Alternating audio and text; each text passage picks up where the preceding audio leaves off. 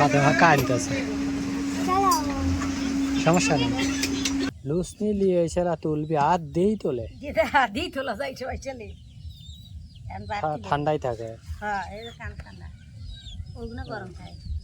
আসসালামু আলাইকুম, আশা করি ভালো আছেন। আলহামদুলিল্লাহ আমরাও ভালো আছি। আজ আবার একটা নতুন ভিডিও নিয়ে আপনাদের মাঝে হাজির হয়ে গেলাম। আশা করি ভিডিও জুড়ে আমাদের সাথেই থাকবেন। আর আজকের ভিডিওটা একটু বেদনাদায়ক, কারণ ফাতেমার নানিরা চলে যাচ্ছে বাড়িতে। একটু পরেই ভিডিওটা দেখতে পারবেন যে ওনারা গাড়িতে উঠতেছে।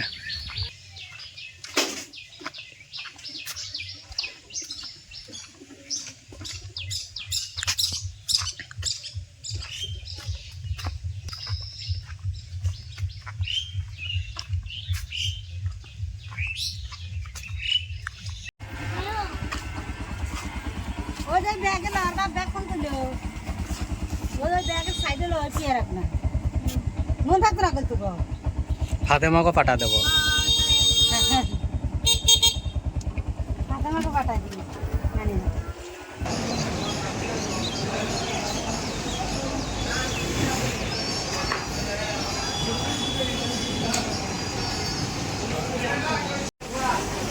আমরা টিকিট কাটার পরে কাউন্টারে এসে অপেক্ষা করতেছি। ফাতেমা সহই চলে আসছে। তো এখানে আমরা পাবনা এক্সপ্রেসের টিকিট কাটছি। তো আমরা আর 5-7 মিনিট পরেই আমাদের গাড়ি চলে আসবে। হ্যাঁ, আসবি, টাইম আছে না। এই 2টাই নারায়ণগঞ্জেই যাবে। তবে আমরা টিকিট কাটছি পাবনা এক্সপ্রেসের 10:30টায়। আর এই 10:30টা পর্যন্ত আমাদের অপেক্ষা করতে হচ্ছে। প্রায় আধা ঘন্টা হলে আমরা এখানে বসে আছি। সাদিয়া, আয় সাদিয়া।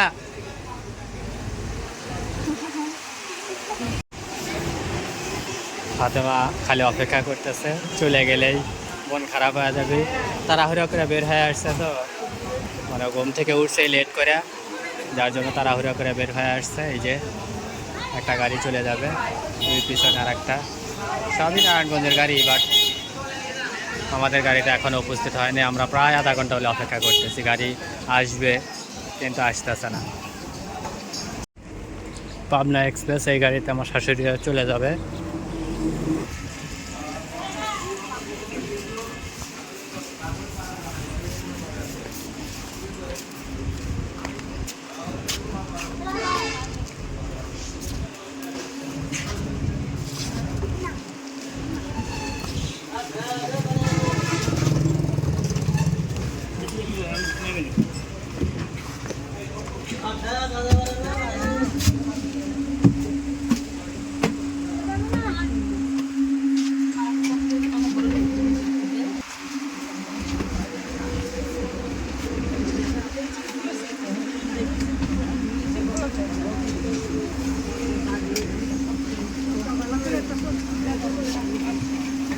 ফাতেমা কাঁদতেছে,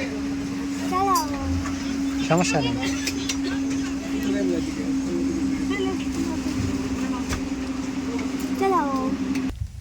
রাস্তার পানি কিন্তু শুকিয়ে গেছে। আর এই যে কেদো না, এই যে এখানে যে কেদো দেখা যাচ্ছে, এই কেদোগুলোর উপর দিয়ে কিন্তু হাঁটা যাবে। মানে একদিনের রোদেই এই কেদোগুলো কিন্তু শুকা শক্ত হয়ে গেছে, তাই না ফাতেমা? একদম সেই রকম হয়ে গেছে। তো এর উপর দিয়ে কিন্তু আমি হেঁটে যেতেছি। আর এই যে পানি, সকালবেলাও কিন্তু এই ঘাসগুলো ডুবানো ছিল, পানির নিচে ছিল, অথচ এখন কিন্তু বের হয়ে গেছে। মানে যেমন করে পানি আসছে ঠিক তেমন করেই পানি চলেও গেল একদম দ্রুত। যদিও একটু সময় ছিল পানি, মোটামুটি ভালো সময় পানি ছিল এখান দিয়ে। তো আল্লাহ রহমতে পানি কিন্তু সেইভাবে নেমে গেছে। এই যে চারিমুড়াই দেখতেছেন, সুন্দর করে নেমে গেছে। আর প্রচুর পরিমাণের বাতাস। এই বাতাসের ভিতরেই আমরা একটু হাঁটতেছি ফাতেমারে সাথে করে নিয়ে, কারণ মনটা যেহেতু খারাপ, এই জন্য আর কি একটু রাস্তা দিয়ে হেঁটে যেতেছি। বাতাসে বিকালবেলা একটু আর মনটা ভালো হবে, তাই আর কি।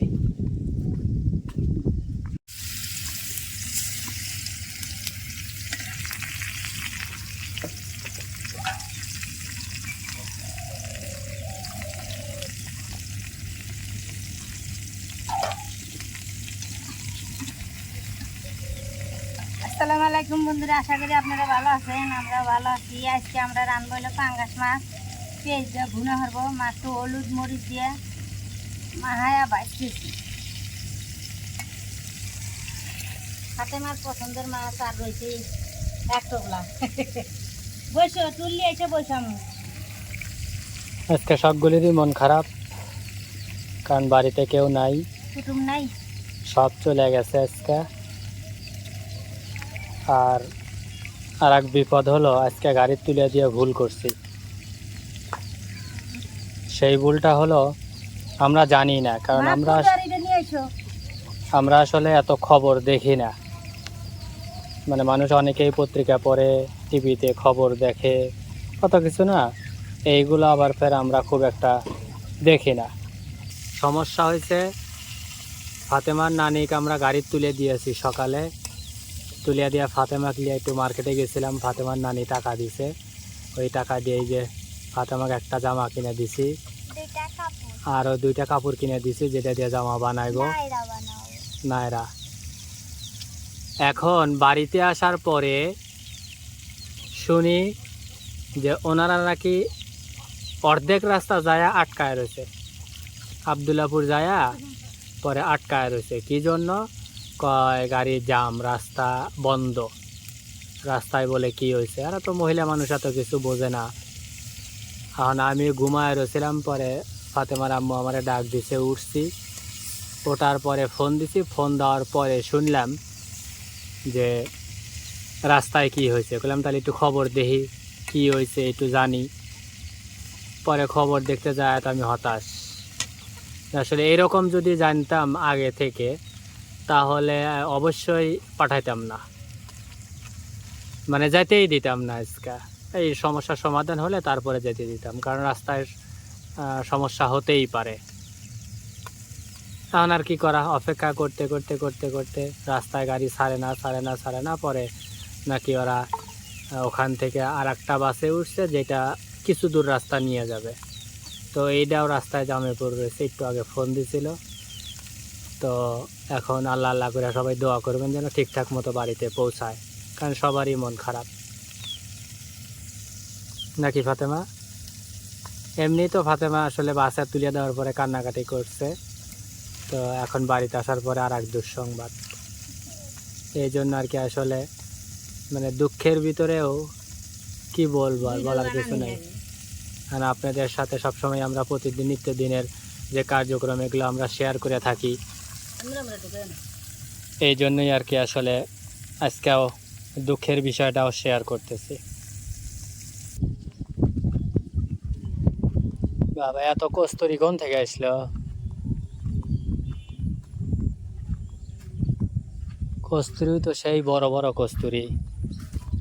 পানি ভিতরে যায় না, পানি ভিতরে যায় না।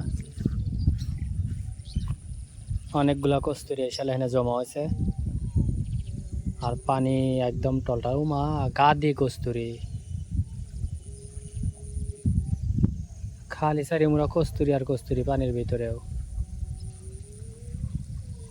একদম কত সুন্দর টলটলা পানি, একদম পরিষ্কার।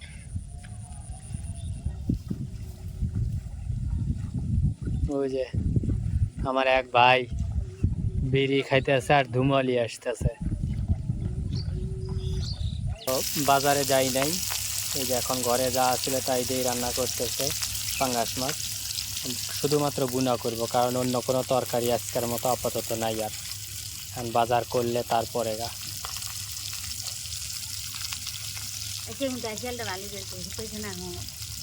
যত হুকাইব তত ভালো জ্বলব। তোমরা এবার চিন্তা ভাবনা করো খালি যে জ্বলবে, জ্বলে না কা, জ্বলে না কা।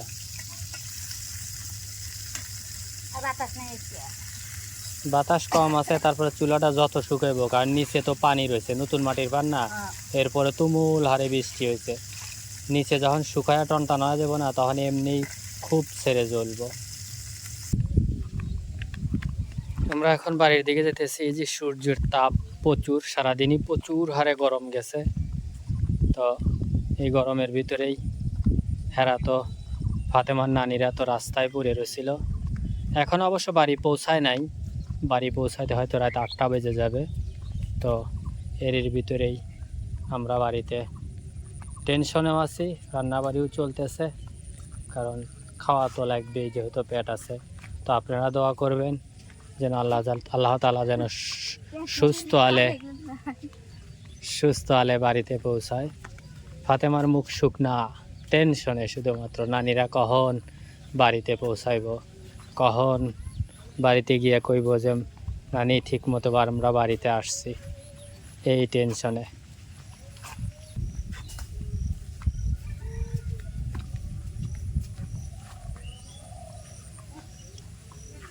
বন্ধুরা একটা জিনিস দেখেন, আমি জানি না দেখা যাবে কিনা, তারপরেও চেষ্টা করতেছি।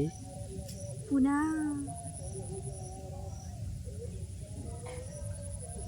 এই পোনাগুলো যে স্বাদ লাগলো নি আব্বু।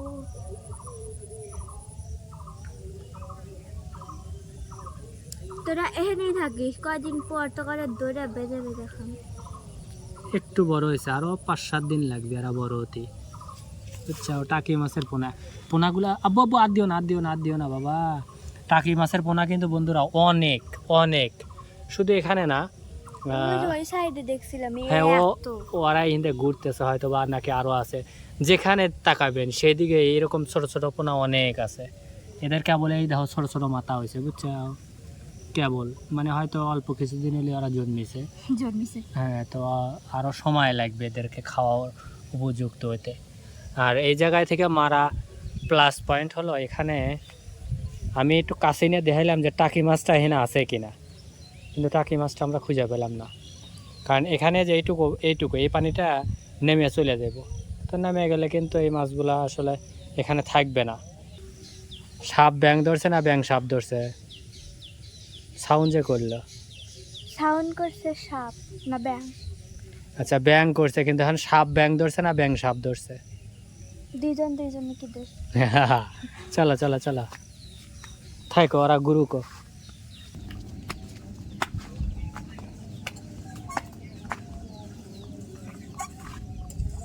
বাড়িতে চলে আসলাম। পেঁয়াজ মরিচ দিয়ে, আদা রসুন বাটা, জিরা মশলা বাটা দিয়ে, হলদি মরিচ ইটি দিয়ে সব কিন্তু কষা আলাদা মশলা দেন, মাছ দিয়ে দেবো।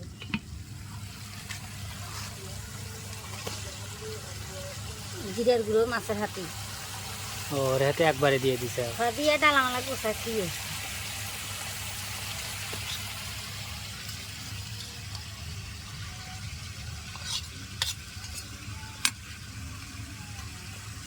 আমাকে একটু চাল দিয়ে আনবে। চাল কাকর চাইলে ছিল না, তাহলে কি করো তুমি? যাও চাল ওটার মধ্যে হয়ে রে আদিশের চাল নিয়ে বীজ বিঘা সুন্দর করে লিয়ে বসবা, কাম ভালো লাগবে না। যাও যা সুন্দর জাল দিবি।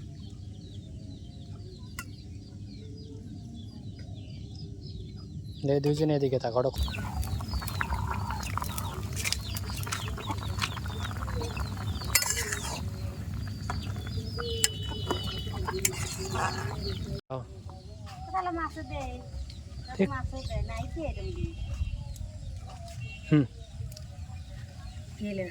ম্যাগি মশলা দিবি মাছের ভিতরে।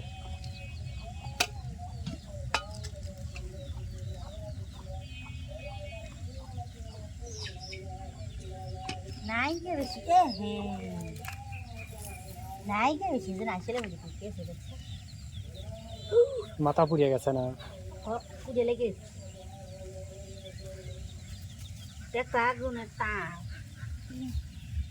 ওইটা আর খুলবি নি, একটার হাতে আর একটা গাও মনে হয় লেগে গেছে ভিতরে।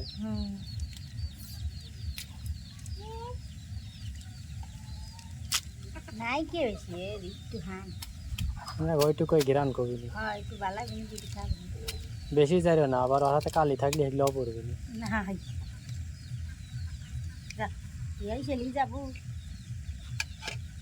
হয় নাই তরকারি? এতক্ষণ পরা ফাতেমা পোনা মাছ দেখে থুই আসলো, এখন যা আলা দেখি আর নাই।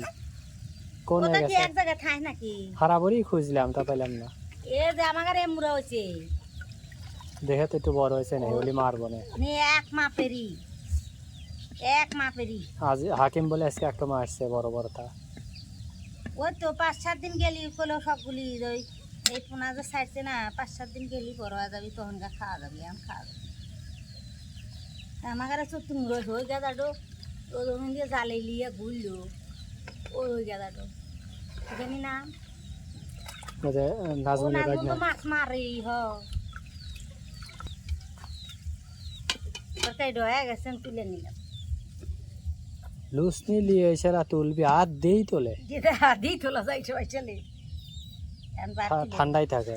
হ্যাঁ এই যে ঠান্ডা ওইগুলো গরম খায় এই জন্য তো আমি এই বাইসেল বানাই। বন্ধুরা তো দেখলেন রান্নাবাড়ি শেষ, এখন খাওয়ার পালা। খাওয়ার সময় অবশ্যই রিভিউ করব যে আসলে রান্নাটা ফাতেমার মায়ের হাতের রান্নাটা কেমন হয়েছে। ততক্ষণ পর্যন্ত আমাদের সাথেই থাকুন আর চ্যানেলটা অবশ্যই সাবস্ক্রাইব করবেন প্লিজ।